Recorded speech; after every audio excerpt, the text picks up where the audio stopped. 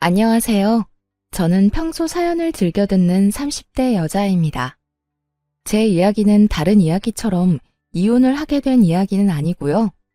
평소 저를 무시하고 괴롭히던 시누이와 형님에게 속 시원하게 복수한 이야기를 해보려고 사연을 쓰게 되었습니다. 도대체 시누이와 형님에게 무슨 일을 어떻게 당했길래 두 사람에게 복수를 하게 되었는지 한번 들어보실래요? 남편과 전 결혼한 지 2년이 된 부부였어요. 남편에겐 형과 누나가 있었는데 시숙은 장가를 갔고 시누이는 아직 시집을 안 간 상태였죠. 처음 결혼을 했을 땐 시누이와 형님의 사이가 썩 좋아 보이지 않았는데 곁에서 지켜보는 제가 긴장이 될 정도로 둘 다 서로에게 지려고 하지 않더라고요. 옳게. 사람을 봤으면 인사를 해야 할 거 아니야? 아까 인사했는데 형님이 못 들으셨나 보네요. 내가 대답이 없으면 앞에 와서 눈을 마주치고 다시 인사를 해야 할 거 아니야. 굳이 그렇게까지 해야 한다고요? 그냥 형님이 진작 인사를 잘 들으셨으면 됐잖아요. 바로 뒤에서 인사했는데 그걸 못 들었으면 형님이 일부러 안 들으려고 노력한 거 아닌가요? 아니 옳게. 무슨 말을 그렇게 해?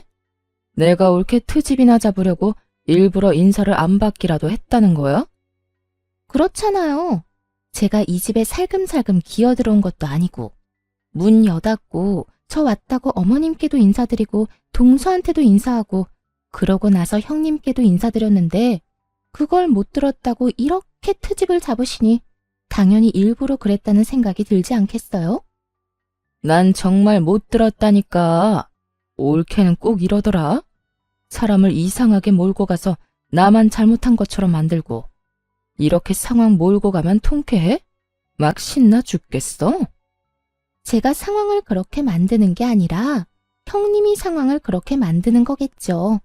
어떻게 하면 저한테 한 소리 할 수 있을까 싶어서 이런 상황을 만들어내잖아요. 이렇듯 두 사람은 인사 문제로도 서로 못 잡아먹어서 안달이 난 사람처럼 굴었고 이 싸움의 끝은 항상 서로를 잡아먹을 듯 노려보며 끝이 나곤 했죠. 상황이 이렇다 보니 전 시댁에 갈 때마다 두 사람의 사이에서 눈치를 살피느라 바쁠 수밖에 없었어요. 그러던 어느 날 시댁에 가져다 줄 것이 있어서 시댁에 가게 되었는데 시누이와 형님이 집에 있는 것이 아니겠어요? 시댁에 함께 살고 있던 시누이야 그렇다 치더라도 형님까지 있으니 또 싸우는 건 아닌가 싶어 저도 모르게 긴장이 다 되더라고요. 두 사람의 눈치를 살피고 있으니 아니나 다를까 티격태격한다 싶더니 결국 또 언성을 높이며 싸우기 시작했어요. 하필 시부모님은 함께 산책하러 가신다며 집을 비우신 상태였고 두 사람의 싸움은 말릴 새도 없이 심해져만 가더군요. 싸움의 이유도 유치하기 짝이 없었어요. 시누이가 소파에 앉아 TV를 보는 상황이었고 형님이 소파에 앉으며 리모컨을 엉덩이로 누르며 TV가 꺼져버린 것이었어요. 그것을 시작으로 불이 붙은 싸움은 걷잡을 수도 없이 커져버렸던 것이었죠. 옳게. 지금 뭐 하는 짓이야? 나 TV 보고 있는 거 안 보여? 이게 무슨 경우 없는 짓이야? 형님, 제가 일부러 그런 것도 아니고 앉으려다가 실수로 눌린 걸 어떻게 해요? 실수긴 하지만 어찌 되었든 죄송하네요. 그게 죄송하다는 사람의 태도야? 말투, 표정, 어느 것 하나 죄송하다는 사람의 태도가 아니잖아. 사실 제가 잘못한 것도 없잖아요. 일부러 그런 것도 아니고. 정말 실수로 그렇게 된 건데 무릎이라도 꿇고 빌어야 하는 거예요? 그걸 바라는 거예요? 그런 뜻이 아니잖아. 아무리 실수라고 한들 옳게가 한 행동 때문에 내가 피해를 봤으면 적어도 진심 어린 사과 한마디 정도는 해야 하는 거 아니야? 무슨 거지 적선하듯 죄송하네요. 내가 무슨 거지야? 그딴 식으로 사과를 던져주게? 아, 진짜. 형님, 또 시작이에요? 또 저한테 트집 잡고 뭐라고 하는 거. 정말 궁금해서 물어보는 건데 저한테 도대체 왜 이렇게까지 하세요? 왜 저만 보면 못 잡아먹어서 안달이냐고요? 내가 진짜 기가 막혀서? 내가 또 언제 올케를 못 잡아먹어서 안달이었다고 이러는 거야? 시누이는 화가 머리끝까지 난 듯 보였고 형님 역시 별반 다르지 않아 보이더군요. 이 일을 어떻게 해야 하나 눈치만 살피고 있는데 신우이가 저를 보더니 갑자기 잘잘못을 가려달라고 우겨대기 시작했어요. 작은 올케, 올케가 말해봐봐. 지금 이 상황 내가 과하다고 생각해? 아니지.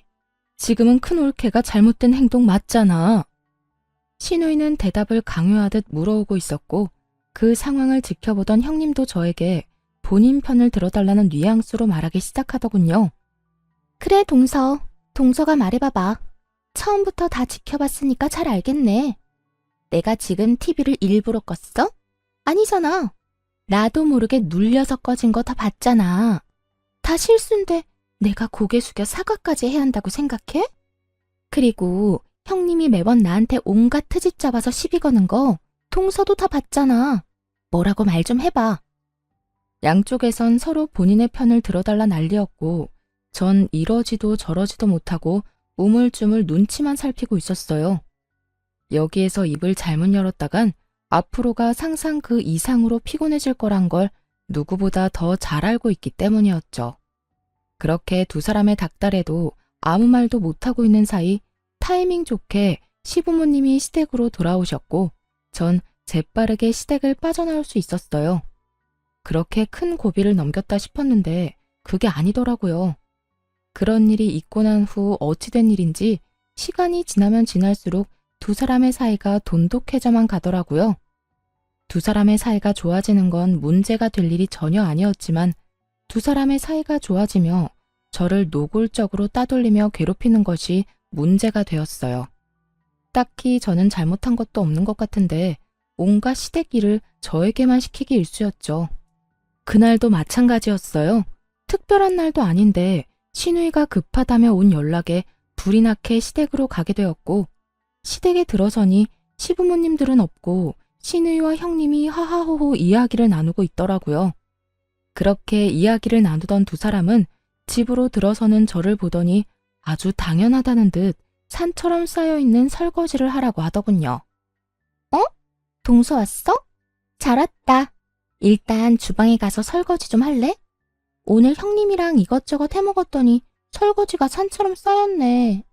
보다시피 형님하고 나하고 오늘 네일을 새로 받아서 말이야. 부탁 좀 할게. 그래, 옳게.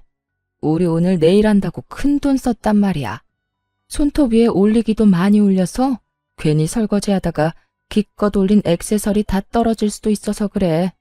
그러니까 옳게가 수고 좀 해. 알겠지? 장단이 잘 맞는 두 사람은 손을 들어 보이며 저에게 설거지를 하라고 하더군요. 전 너무 어이가 없어 그런 두 사람을 보며 이렇게 말했어요. 지금 저한테 설거지나 하라고 급하게 오라고 한 거였어요? 두 사람이 네일 한 건 알겠는데 왜 제가 이 설거지를 해야 해요? 여긴 제 집도 아니고 저것도 제가 먹고 치운 접시도 아닌데요. 전 어느 정도 화가 올라온 상태였고 그랬기에 제 말투도 곱게 나가진 않았죠. 하지만 두 사람은 제가 기분이 나쁘든 말든 상관도 없다는 듯 코웃음을 치며 더욱 가관인 말을 뱉어내기 시작하더군요. 옳게.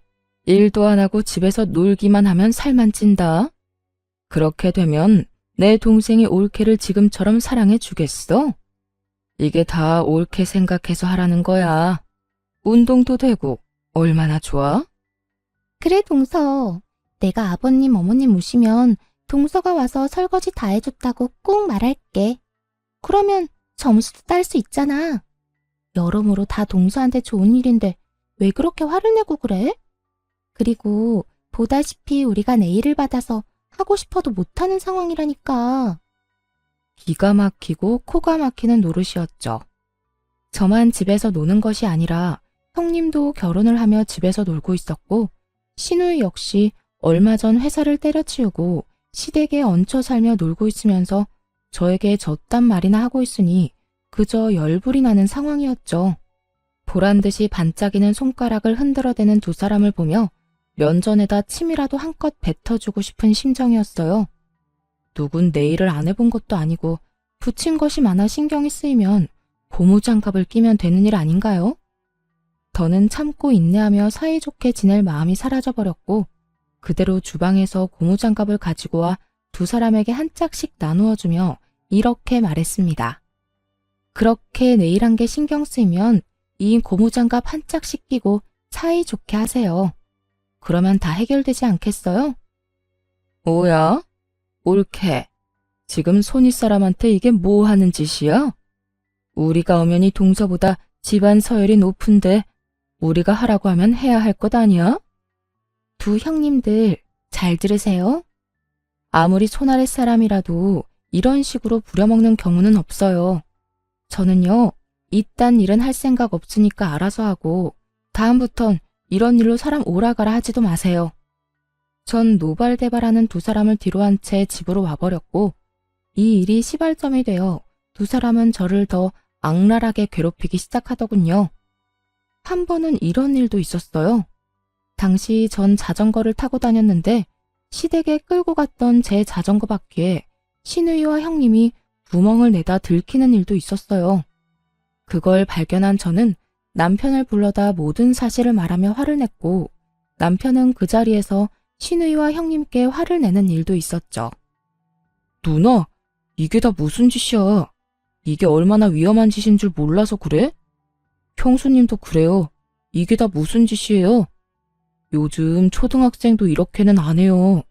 이러다 사고라도 나면 어쩌려고 이런 거예요? 서방님, 아니에요. 저희는 아무 짓도 안 했다고요. 그저 바퀴에 바람이 빠진 것 같길래 그냥 살펴보던 중이었다고요. 그래, 우리 억울해. 우리가 미쳤다고 그런 짓을 하겠어? 큰올케 말대로 우린 그저 바퀴에 바람이 빠진 것 같아서 살펴보고 있었던 것뿐이라고. 두 사람은 제가 봤는데도 불구하고 절대 아니라며 발뺌하기 바빴고 제가 본 것을 증명할 일이 없었기에 남편은 다시 이런 짓을 한다면 가만두지 않겠다며 확실하게 못 받고 이 일을 넘겨버렸죠. 진짜 이번엔 그냥 넘어가는데 다시 한번 이러면 나 가만히 안 있어. 누나고 형수님이고 가만두지 않을 거라고. 그러니까 앞으로는 우리 집사람 괴롭히지 마.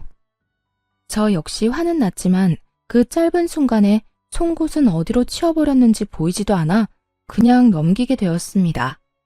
그 뒤로도 두 사람은 저를 못 잡아먹어서 안달이었고 여러 일들이 일어나는 가운데 그 두 사람이 결정적으로 가까워진 이유를 알게 되었어요. 그 이유는 앞전에 두 사람이 심하게 싸운 날 제가 누구의 편도 들지 않고 그 자리를 빠져나간 것을 얄밉게 생각한 형님이 노처녀 시누이에게 남자를 소개시켜주며 시누이와 가까워졌던 것이었어요. 그렇게 가까워진 두 사람은 제 욕을 하며 사이가 더욱 돈독해진 것이었죠. 거기에다 시누이에게 형님 친정 부모님의 회사에 낙하산으로 취직 자리까지 알아봐준다고 하는 바람에 시누이는 그저 형님 바라기가 되었던 상황이 돼버린 것이었어요. 당시 저희 부모님도 사업을 하고 있었던 터라 가만히 있던 저와 더 비교가 돼버리며 그 괴롭힘은 정말 더욱 치사해지더군요. 그러던 어느 날 시누이가 결국 형님의 친정회사에 입사를 하게 되었다는 소식과 함께 형님 역시 그 회사에 일을 하게 되었다는 소식을 듣게 되었어요. 그 후 두 사람은 돈 버는 유세를 다른 사람도 아닌 저에게 부리기 시작하더군요. 옳게. 옳게는 나이도 젊은데 언제까지 집에서 쉴 거야? 옳게도 친정에 부탁 좀 해서 일이라도 해. 옳게 친정회사는 정은이네처럼 크게 운영하는 건 아닌가 봐. 정은이네 회사는 직원이 20명 가까이 되는 것 같던데. 에이, 형님. 저희 아빠 회사도 큰 편 아니에요. 직원 수도 많지도 않고요.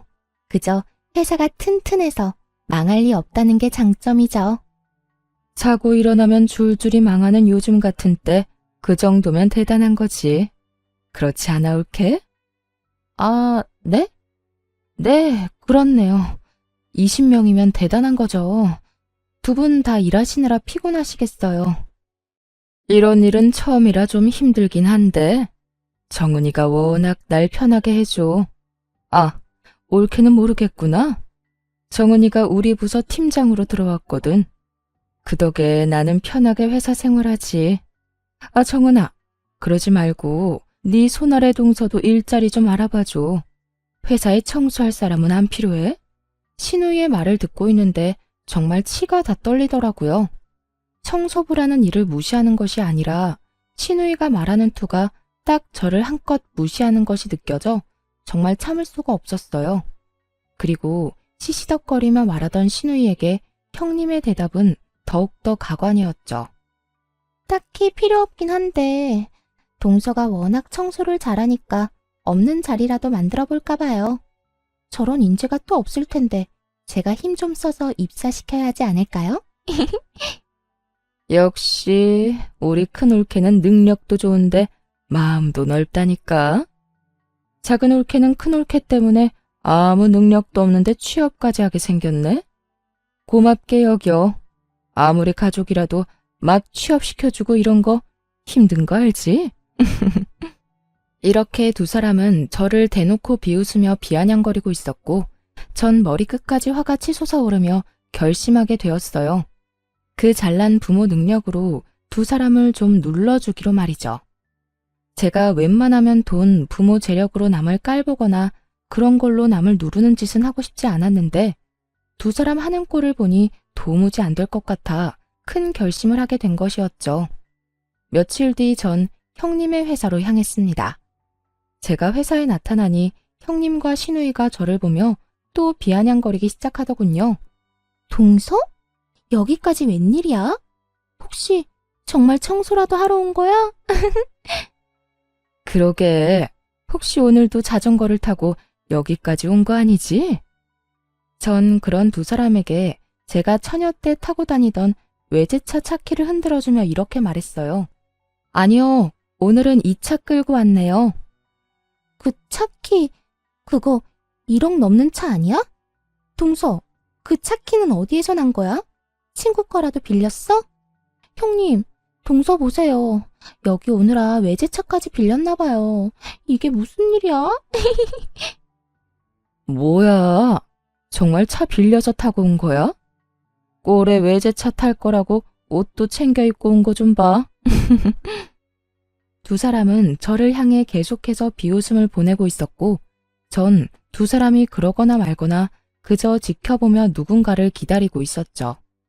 그 순간 형님의 친정아빠이자 회사의 사장이 저에게 불이 나게 다가와 인사를 건네더라고요. 안녕하세요. 사장님과 많이 닮으셨네요. 한눈에 알아봤어요. 네, 안녕하세요, 사장님. 급하게 잡은 약속인데 이렇게 시간 내주셔서 감사합니다. 감사는 무슨, 저희가 더 감사하죠. 이렇게 기회를 주신다는데. 이렇듯 정답게 인사를 나누는 와중에 신우와 형님은 이게 무슨 일인가 싶어 눈을 동그랗게 뜨고 저를 바라보더라고요.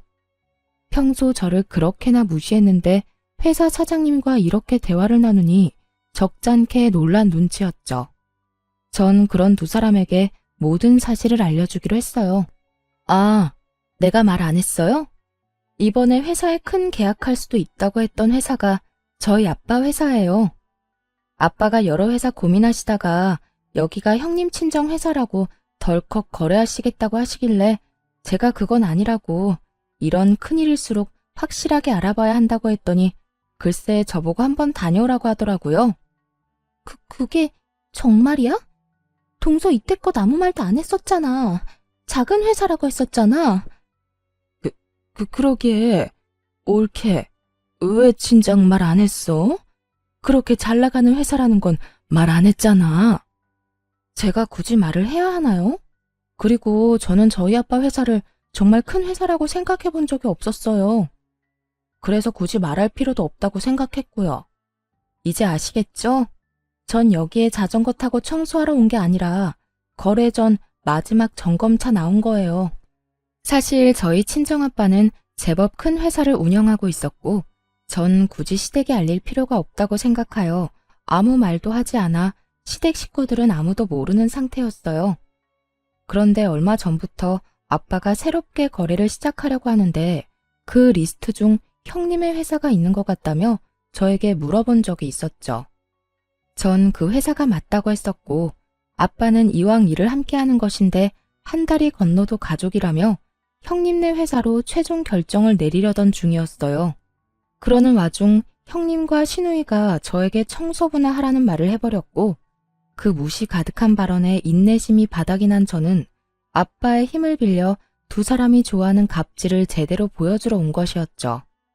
모든 것을 다 알게 된 시누이와 형님은 제 말에 그야말로 얼어붙어 꼼짝도 하지 못하고 있었고 사장님은 미간을 찌푸리며 형님에게 호통을 치기 시작하더군요.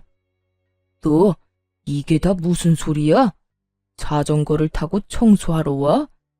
네가 정말 이분께 그딴 말을 했단 말이야? 사람을 무시하는 것도 정도가 있지. 이분 네 동서라고 하지 않았어? 그런데 그딴 말을 했단 말이야? 너 도대체 네 시댁에서 어떤 식으로 행동하고 다니는 게야? 사장님의 호통에 형님뿐만 아니라 시누이까지 꿀먹은 벙어리라도 된 듯 아무 말도 하지 못하고 있더라고요. 전 그런 두 사람을 대신해 사장님께 이렇게 말해주었습니다. 아까는 저한테 자전거 타고 청소하러 왔냐면서 하셨잖아요. 저는 점검차 나온 거긴 하지만 형님들이 청소하라고 하니 청소라도 할까봐요.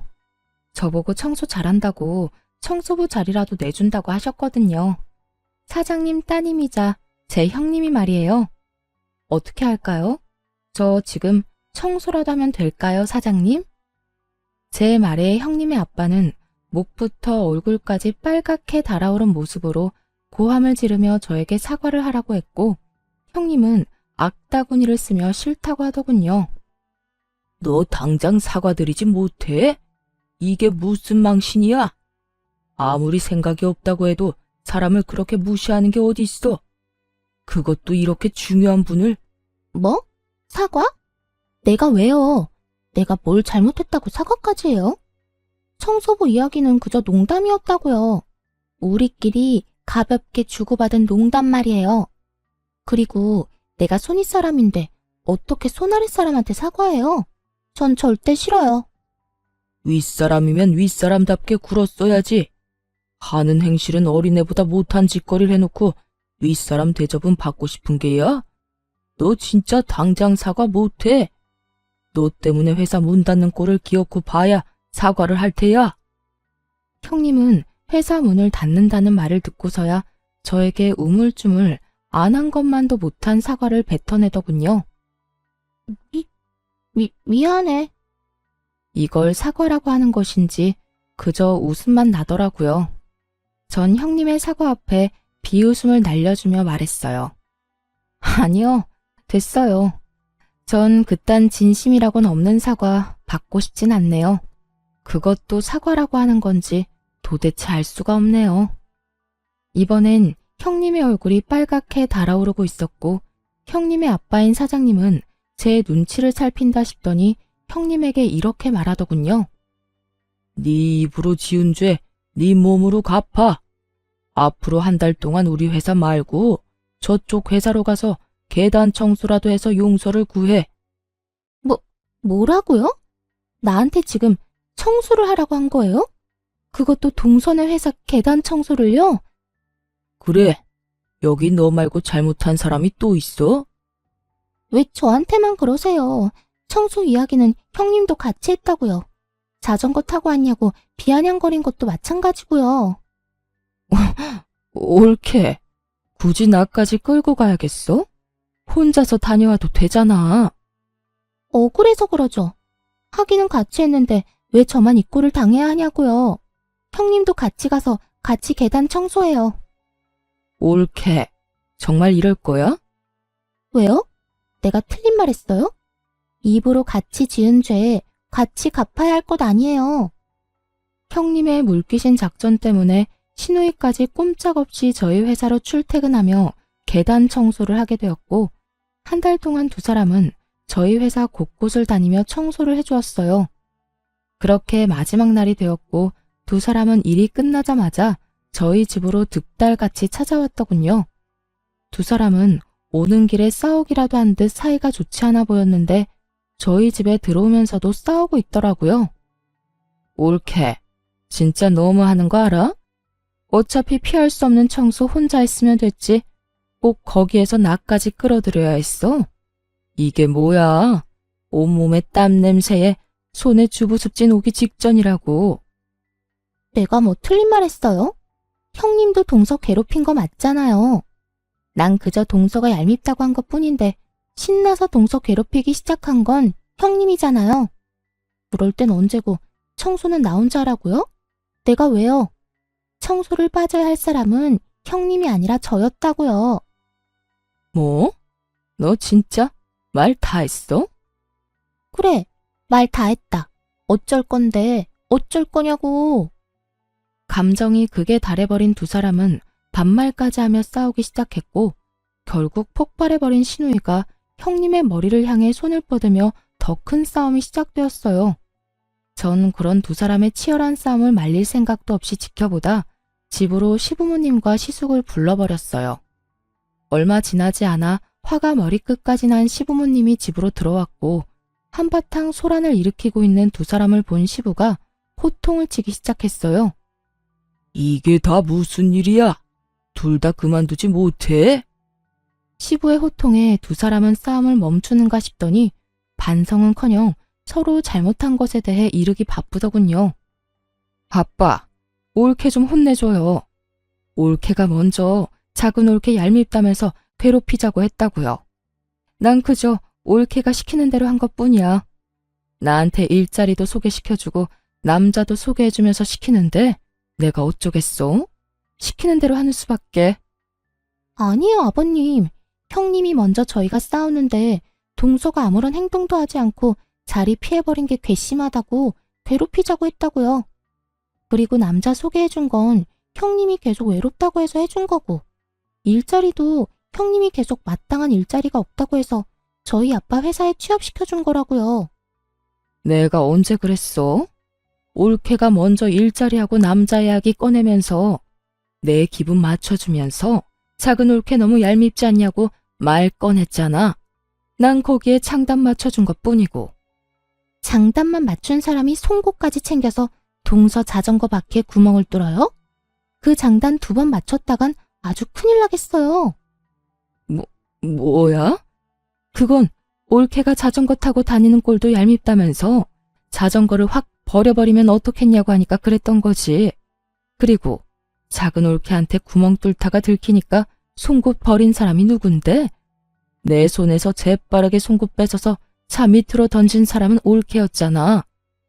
그게 다 형님이 동서는 가진 것도 없으면서 잘난 척한다고 얄밉다고 해서 시작된 일이잖아요. 올케야말로 쥐뿔도 없는 작은 올케 괴롭혀주고 싶다고 했잖아. 못 사는 집에서 자란 주제에 콧대만 높다고 해놓고. 두 사람은 서로의 잘못을 이르는 것에 정신이 팔려 자신들이 한 짓을 스스로 고하고 있었고 때마침 도착한 시숙이 심각한 얼굴로 이 모든 것을 듣고 있었죠. 시숙과 시부모님의 낯빛은 실시간으로 어두워지고 있었고 이러한 사실을 전혀 알지 못하는 두 사람은 마주보고 서로 얼굴에 침 뱉기를 이어가고 있더군요. 차마 눈 뜨고는 보기 힘들 광경에 시부는 다시 호통을 치기 시작했어요. 그만하지 못해? 얼마나 더 못난 꼴을 보일 작정이야? 너희 잘못은 너희가 다 말해서 잘 알겠고 말하는 꼴을 보니 스스로도 잘 알고 있는 것 같구나. 그만큼 잘못을 했으면서도 여기 와서 이딴 꼴이나 보이고 있으니. 아빠, 그게 아니라요. 전 진짜 잘못이 없다고요. 아버님, 저도 잘못한 거 없어요. 이게 다 형님 때문이라고요. 둘 다 그 입 다물지 못해? 조용하고 당장 무릎 꿇고 빌어. 얼른! 시부는 결국 두 사람에게 무릎을 꿇고 빌라고 했고 두 사람은 여전히 반성이란 모르는 사람처럼 왜 그렇게까지 해야 하냐고 따지고 들더군요. 싫어요. 내가 왜 무릎까지 꿇어요? 내가 뭘 잘못했다고.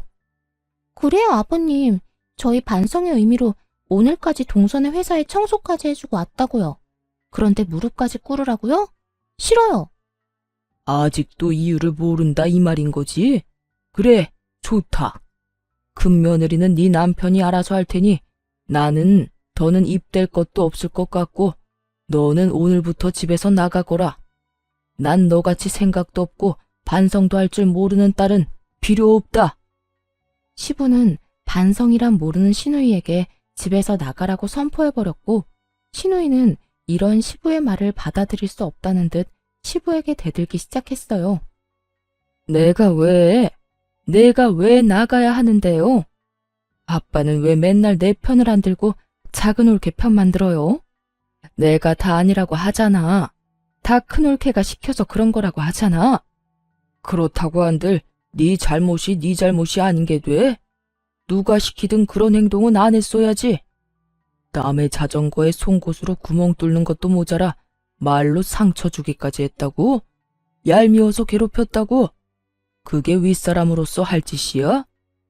넌 아무리 봐도 반성이란 모르는 것 같으니 네 잘못을 뉘우치기 전까진 집에 오지도 마. 이제부터 너에 대한 지원도 다 끊을 게다. 시부는 화를 내며 집을 나가버렸고 그 뒤를 따라 시모 역시 가버리더군요. 그렇게 가버리고 나니 시부모님 뒤에 서 있던 시숙이 모습이 드러났어요. 시숙의 잔뜩 화가 난 모습이 보이자 형님은 눈을 동그랗게 뜨고 그저 시숙을 바라보고만 있더라고요. 그런 형님의 모습에 치가 떨린다는 듯 시숙은 한숨을 크게 내쉬더니 이렇게 말했어요. 잘못한 것이 없어? 누나가 더 잘못했다고? 내가 듣기엔 두 사람 다 도토리 키재기 하는 것 같은데. 여보, 다 들었어? 어디서부터 들은 거야? 어디서부터 듣긴. 두 사람이 서로 잘못한 거 없다고 딱 잡아뗄 때부터 다 들었지. 여보, 내 말 좀 들어봐. 난 그게 아니라 다 형님이 동서는 잘 살지도 못하면서 잘난 척하는 게 얄밉다고 나한테 계속 그래서 그냥 장단만 맞춰준 거야. 믿어줘.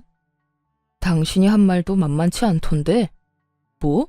자전거 타고 다니길래 재수씨가 못 사는 집안인 줄 알았다고? 재수씨 결혼하기 전엔 외제차 떵떵거리면서 끌고 다녔던 사람이야. 그리고 설사 재수씨 집안 형편이 어렵다고 한들 그런 거 가지고 사람 무시하고 그러면 돼? 뭐? 회사 청소부로 취직시켜준다고 했다고?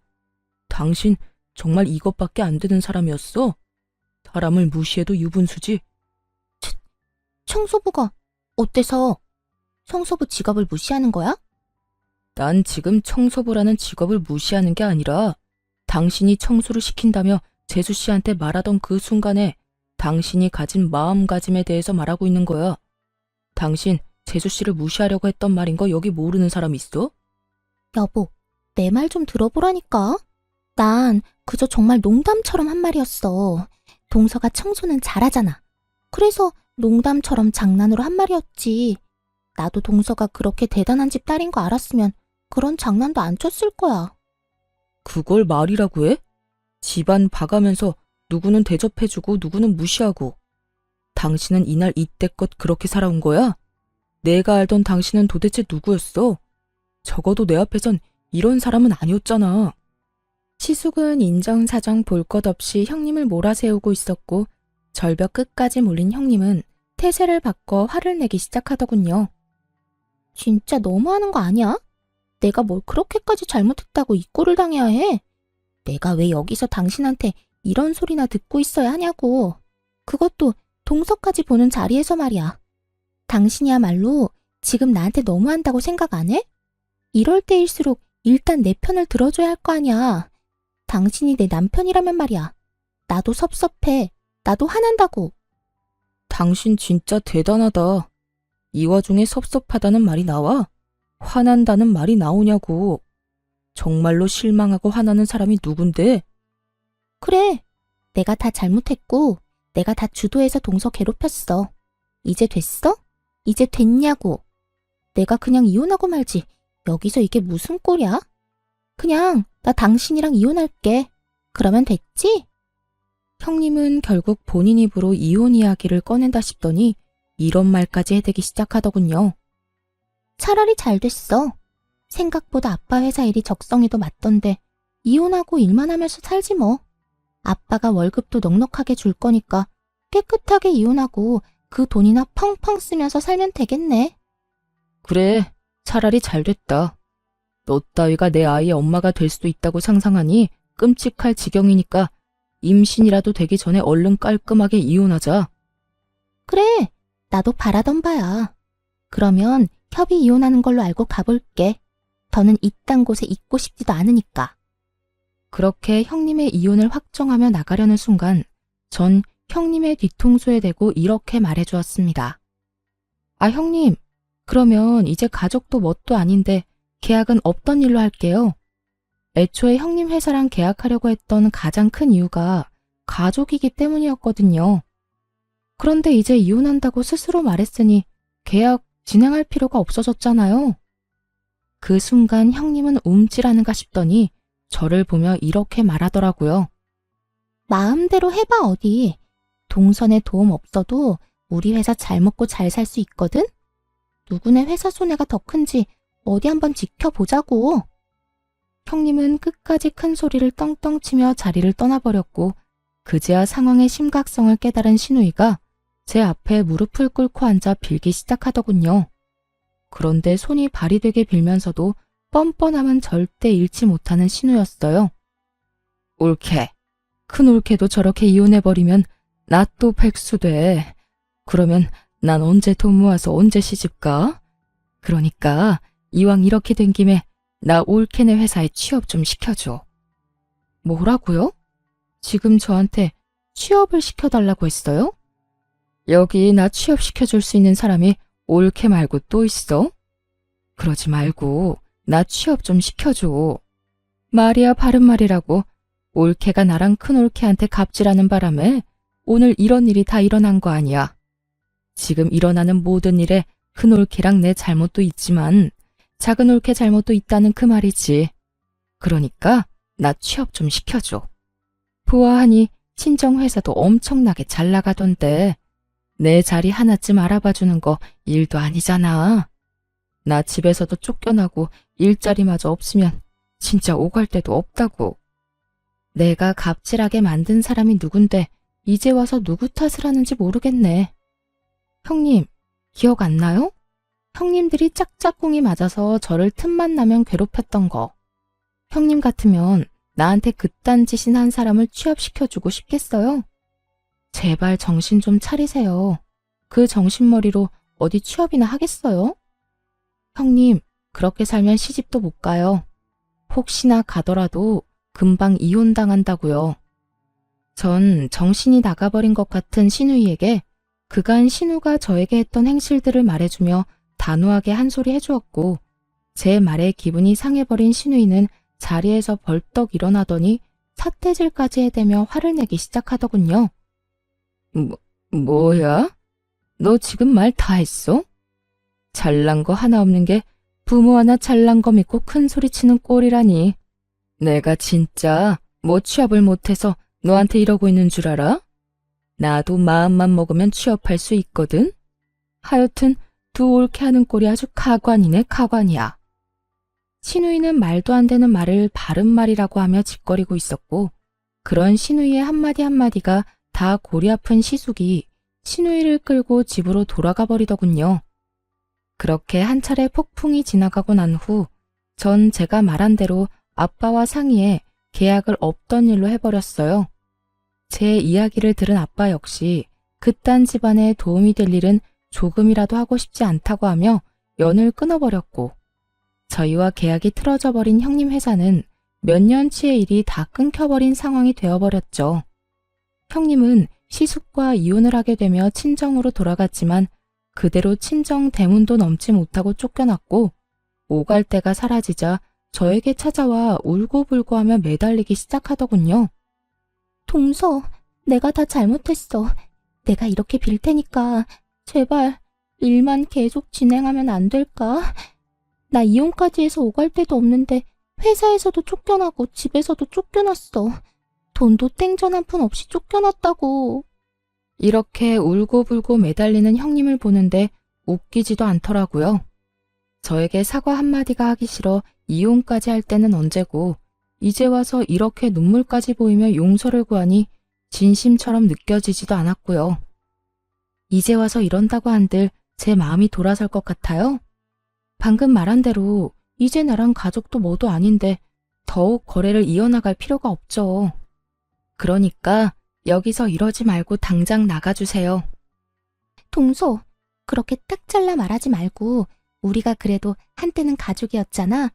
그 정을 생각해서라도 제발. 저한테는 애초에 가족 간의 정 같은 건 없어서 남은 정 따위도 없네요. 그러니까 나가주세요. 형님은 이러한 제 말에도 꿈쩍도 하지 않고 계속 눈물을 흘리며 빌고 있었고, 그런 형님의 모습에 참고 또 참던 남편이 폭발해 한마디 하기 시작했어요. 내가 웬만하면 집사람이 아무 말도 하지 말라고 해서 참으려고 했는데 도저히 참을 수가 없네요. 그쪽이 내 와이프한테 한 짓이 있는데 이제 와서 이런다고 뭐가 달라집니까? 양심이란 게 없어요. 도대체 얼마나 얼굴에 철판을 깔았으면 부끄러운 줄도 모르고 여기 와서 눈물을 흘리고 있어요. 그렇게 우리 집사람이 만만해요? 서방님, 난 그런 게 아니라 정말 너무 힘들어서 마지막이라 생각하고 찾아온 거예요. 동서 말 한마디면 다 해결되니까요. 나도 오죽했으면 여기까지 와서 이러겠어요. 오죽 힘들면 이러겠냐고요. 그러니까 문제라는 거예요. 진심으로 반성해서 찾아왔다고 해도 욕이 나오려고 하는데 본인 힘들다고 부탁이나 하려고 찾아왔다고요? 참나, 기가 막히네요, 정말. 내가 경고하는데 다신 찾아오지 마세요. 다시 찾아오면 내가 진짜 가만히 있지 않을 겁니다. 서방님, 저 진짜 반성도 하고 있어요. 정말이라고요. 그러니까 동서 좀 설득해 주세요. 누구 보고 계속 서방님이라고 하는 겁니까? 이제 우리 아무 사이도 아닌 거 잊었어요? 이 자리에서 이혼하자고 큰 소리 친 사람이 그걸 잊었을 리 없을 텐데요. 어찌되었든 당장 나가주세요. 경찰 부르기 전에 나가라고요. 남편은 형님에게 호통을 치며 매몰차게 쫓아내버렸고 그 후론 더는 찾아오는 일은 없었어요. 그리고 남은 한 사람, 신우 역시 쫓겨난 건 매 한 가지였습니다. 그간 시부모님이 없는 동안 저에게 어떻게 했는지부터 자전거 사건까지 다 알아버린 시부모님은 그날 바로 너 같은 자식은 필요 없다며 쫓아내버렸다고 하더군요. 그나마 있던 돈을 포함해 카드까지 왕창 긁어왔던 신우이는 집 얻을 돈도 없어 그 나이에 고시원이나 전전하며 급히 일자리를 찾고 있다고 하더군요. 일이 마무리되고 난 후 남편은 진심으로 저에게 사과를 해왔고 저는 남편이 잘못한 일이 아니라며 미안해하는 남편을 달래주었어요. 여보, 정말 미안해. 당신이 나서지 말라고 해도 내가 나서서 이런 일까지 겪게 만들지 않았어야 했는데 내가 너무 안일했던 것 같아. 아니야. 당신 잘못한 거 하나도 없다니까. 내가 참을만 하니까 참았던 거고 더는 참지 못한 상황이라 내가 직접 해결한 거야. 당신은 충분히 당신 역할 해줬고 난 그걸로 만족하고 충분히 고마워하고 있어. 앞으로 내가 더 잘할게. 이번에 당신 상처받은 거 내가 살면서 기억도 나지 않을 만큼 행복하게 해줄 거야.